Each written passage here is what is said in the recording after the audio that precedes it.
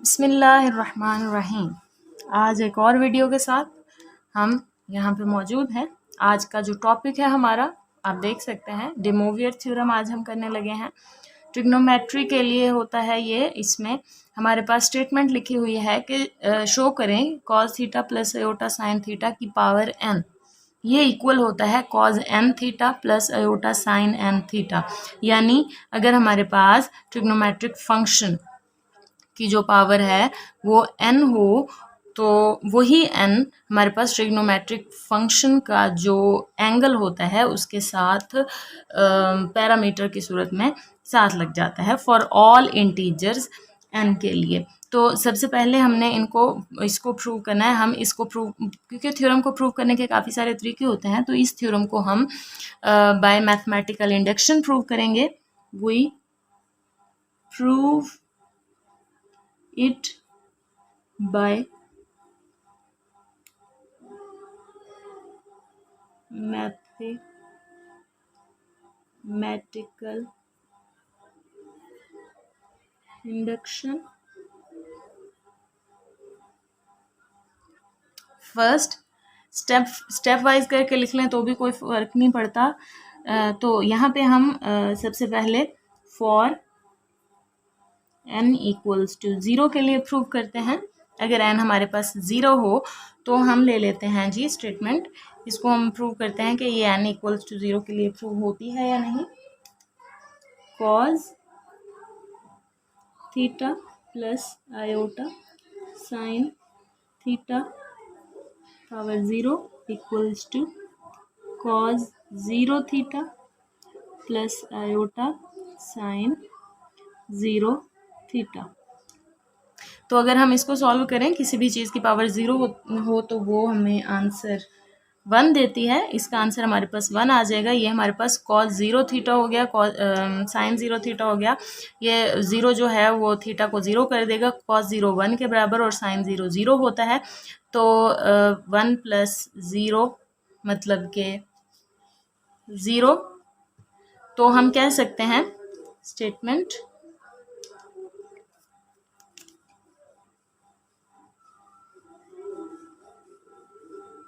is true for n equals to 0. Now for n equals to 1 के लिए भी हल करके देखते हैं कि क्या वाकई ये 1 के लिए भी हल हो सकती है या नहीं। तो हम इस तरफ हल करते हैं इसको। फॉर n इक्वल्स टू 1 हमारे पास मैथमेटिकल इंडक्शन में हमने यही वाली स्टेटमेंट लेनी है। Cos theta plus iota sine theta power 1 equals to cos 1 theta plus iota sine 1 theta. तो इसको अगर हम हल कर लें, ये हमें देगा cause theta plus iota sine theta and cause theta plus iota sine theta. तो ये भी हमारे पास बराबर साबित हो गया। तो हम कह सकते हैं statement is also true for n equals to 1। Suppose statement is also true for n equals to k, that is cos theta plus iota sin theta power k equals to cos k theta plus iota sin k theta। यहाँ पे हमने mathematical induction के अंदर step 1 के अंदर for 0 या for 1 के लिए हमने प्रूव करना होता है कि ये स्टेटमेंट ट्रू है या नहीं। स्टेप 2 के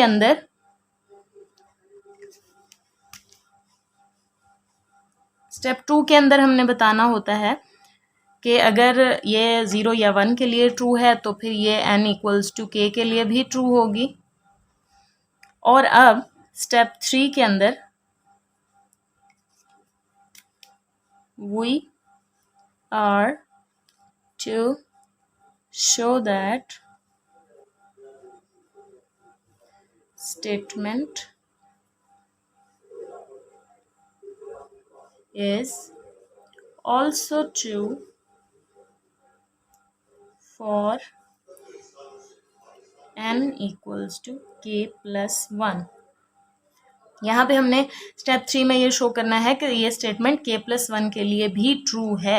हमने इस स्टेटमेंट की left hand side k plus 1 के लिए ट्रू लेनी होगी और राइट हैंड साइड के बराबर प्रूव करनी होगी। तो यहाँ पे हम बोर्ड की भी लेफ्ट हैंड साइड ही ले लेते हैं, हल करना शुरू करते हैं जी। यहाँ पे हमारे पास cos theta plus iota sine theta power k plus 1 है जी। इसको हमने हल करना है और बताना है कि ये हमारे पास राइट हैंड साइड के बराबर आएगी या नहीं। इसको अगर हम हल करें, एक ही बेस है, उसकी पावर प्लस के अंदर दी हुई है, तो k और k प्लस 1 के लिए डॉट में अलग अलग कर सकते हैं, यानी cos theta plus iota sine theta power k dot cos theta plus iota sine theta. ये अलग अलग हमने कर लिया। k प्लस 1 को k डॉट 1 के लिए, इसकी पावर 1 यानी कि कुछ नहीं लिखा हुआ, तो ये हमने लिख लिया। अब यहाँ पे हम देख सकते हैं हमने इसी स्टेटमेंट को प्रूव किया था कि ये फॉर k के लिए इसके बराबर है। तो k प्लस 1 में हम इसको हल कर रहे थे, k डॉट 1 के लिए हमने अलग अलग कर लिया। अब हम इसको लिख सकते हैं, क्योंकि ये अगर हम इस इक्वेशन को, ये जो हमने k के लिए प्रूव किया था, इसको अगर 1 का नाम लिख दें तो by 1 cos theta plus iota sine theta की पावर k को हम लिख सकते हैं cos k theta plus iota sine k theta, और ये cos theta plus iota sine theta वैसे का वैसे आ गया हमारे पास।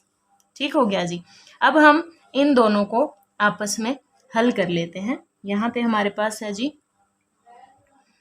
ये cos थीटा और cos थीटा, क्योंकि हमारे पास कॉम्प्लेक्स नंबर है, उसमें रियल और इमेजिनरी पार्ट्स है दोनों इम्प्रेशंस के एक्सप्रेशंस के अंदर। तो यहाँ पे जो रियल पार्ट है वो रियल पार्ट के साथ मल्टीप्लाई होगा, जो इमेजिनरी पार्ट है वो इमेजिनरी के साथ हम हल करेंगे। तो यहाँ पे हमारे पास हुआ जी, इनको मल्टीप्लाई करने से यहाँ पे हम पहले लिखें cos k theta plus cos theta, इसको इसके साथ हल करें तो ये एयोटा स्क्वायर बन जाता है। एयोटा स्क्वायर -1 के बराबर होता है। यहाँ पे हमने लिखा minus sine k theta dot sine theta. ये हमारे पास इनको हल करके आ गया। नेक्स्ट हमारे पास आता है जी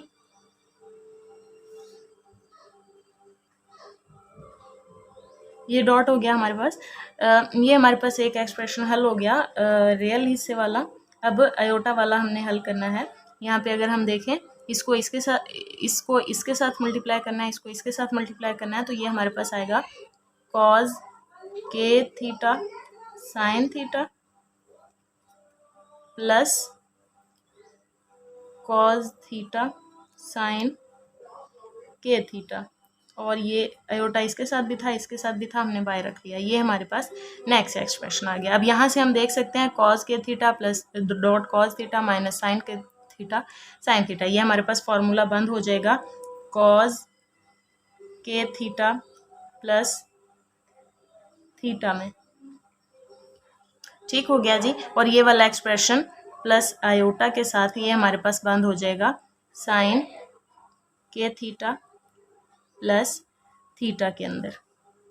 क्लोज कर लिया हमने इस फॉर्मूले को। अब यहाँ पे हम देख सकते हैं cos k plus 1 into theta हो गया plus iota sine k plus 1 into theta हो गया, ये जो कि हमारा रिक्वायर्ड रिजल्ट है।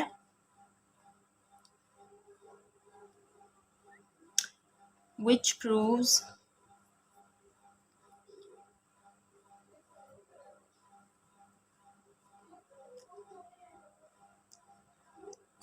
that our statement is also true for k plus 1। अब ये हमारे पास मैथमेटिकल इंडक्शन पॉजिटिव नंबर्स के लिए तो प्रूव हो गई, लेकिन क्योंकि हमने स्टेटमेंट के स्टार्ट में लिखा था कि ये के प्लस फॉर इंटीजर एन के लिए है, तो पॉजिटिव नंबर्स के लिए तो ये प्रूव हो गया। अब हमने फॉर नेगेटिव नंबर्स करना था। यहाँ हम लिखेंगे कि फॉर ऑल जेड पॉजिटिव, ये मैथमेटिकल इंडक्शन जो हमने प्रूव की ये जेड पॉजिटिव के लिए हमने कर दी। अब हम नेगेटिव नंबर्स के लिए प्रूव करेंगे कि यही जो स्टेटमेंट है ये नेगेटिव नंबर्स के लिए भी यही आंसर देती है, तो फॉर ऑल जेड हो जाएगा। जेड में पॉजिटिव नंबर्स भी होते हैं, नेगेटिव नंबर्स भी होते हैं, तो इसलिए हमने फॉर ऑल जेड प्लस तो कर दिया, लेकिन अब हम नेगेटिव नंबर लेके नेगेटिव नंबर्स के लिए प्रूव कर देंगे, तो ये फॉर ऑल इंटीजर्स हो जाएगा। तो यहाँ पे हम फर्ज करते हैं कि suppose n is negative, that means n equals to minus m। Statement है जी हमारे पास cos theta plus iota sine theta power n, तो इस हिसाब से हमारे पास स्टेटमेंट हो गई cos theta plus iota sine theta power minus m। हमने इसकी राइट हैंड साइड को प्रूव करना है कि इसको लेके राइट हैंड साइड में हमारा जो आंसर है वो cos m theta plus sign m theta आता है। तो जी ये हो गया हमारे पास। यहाँ पे हम इसको इसी स्टेटमेंट को लिख सकते हैं cos theta plus iota sine theta power minus 1 m, यानी होल की पावर m है और इसके ऊपर इन्वर्स है, तो इसको हम 1 over cos theta plus iota sine theta whole power m लिख सकते हैं। ये हमारे पास हो गया। अब हमने इसको क्या करना है कि डायरेक्टली अगर हम लिख दें cos theta plus iota sine theta power m, तो भी इसमें कोई गलती नहीं है, कोई मुज़ायका नहीं है। अब हम इसको आगे हल करते हैं। इसमें हम देखेंगे कि इसकी पावर m है, तो ये हुआ जी 1 over cos m theta plus iota sine m theta, क्योंकि हम ये फॉर m के लिए फॉर k के लिए प्रूव कर चुके हैं। ये पावर m है, तो इसको हम पैरामीटर के अंदर लिख सकते हैं। अब हमारे पास है जी एक कॉम्प्लेक्स नंबर की फॉर्म है cos m theta plus iota sine m theta है, तो इसको हम इसी के कॉन्जुगेट के साथ मल्टीप्लाई और डिवाइड करेंगे। cos m theta minus iota sine m theta divided by cos m theta minus iota sine m theta. तो जी इनको मल्टीप्लाई करने से ये हमारे पास आएगा cos m theta plus iota sine m theta, और बटा में ये हमारे पास होगा cos m theta sine m theta.